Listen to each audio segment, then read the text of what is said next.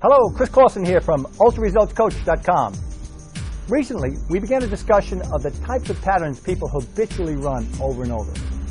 We asked why some people always seem to see the glass as half empty and others see it as half full. We said that whatever we focus on, we feel. And whatever we feel is real for us. Therefore, we could change what we focus on. We could change how we feel in just about any situation. Now, it sounds great, but how do you break this pattern and change what you habitually focus on? The answer lies in changing the quality or the type of question you ask yourself. Ask a better question and you'll get a better answer. Instead of asking a question like, why can't I seem to lose any weight? You might want to try a question like, how can I lose weight and enjoy the process? Today, I'd like to discuss the second behavior pattern people tend to run. This behavior pattern will either regularly put you in an empowering or a peak state, or will keep you in a place where you're not feeling great. It's not something that happens to you, it's something that you do on a regular basis. Now, once you're aware of this pattern, you can consciously train yourself to break the old habits to keep you at or near your best on a regular basis.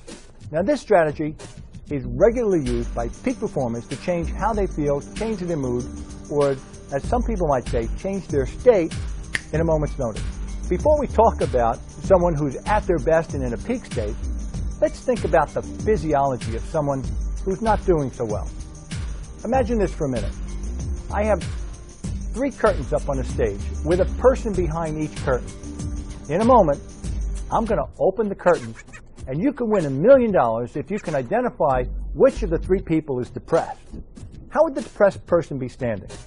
Would their head be up or down? Would their shoulders be back or slumped? Would their weight be centered or to one side? Would their breathing be deep or would it be shallow? Hey, you're good at this.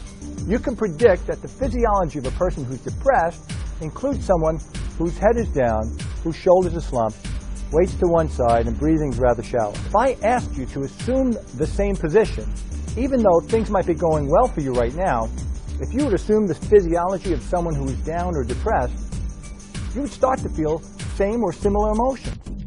In other words, down or depressed. So if this were true, wouldn't the opposite also be true? Wouldn't it be true that if you wanted to feel confident, capable, and happy, if you wanted to be someone who was in a peak state, that you could assume the physiology of someone who is doing well? And wouldn't you increase your chances of success at just about anything if you can condition your body, and your mind for that matter, to more consistently be in a peak state? In order for me to help give you more access to these tools, I'm going to need your help in participation in the form of an exercise we're about to participate in. Take a deep breath as you drop your arms to the side and shake them out. Now, if you're driving as you listen to this, hold on to the steering wheel. But again, if you're not, shake your body out. Put a smile on your face as you feel a sense of anticipation, knowing you're about to learn something really useful. And with that smile still on your face, I'd like you to think of a time in your life when things were really going well. Now think of a particular time when you were at your best. Feel what it feels like to be totally confident. That's it. You got it. Now, while taking another deep breath, stand the way you would stand if you were unstoppable. If you're sitting, sit the way you do when you feel everything going your way. Still thinking of that particular time when you were at your best?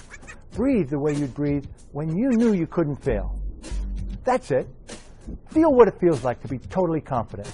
Now, staying in this confident state, I'd like you to take some inventory. Notice how you're standing. If you're sitting without changing position,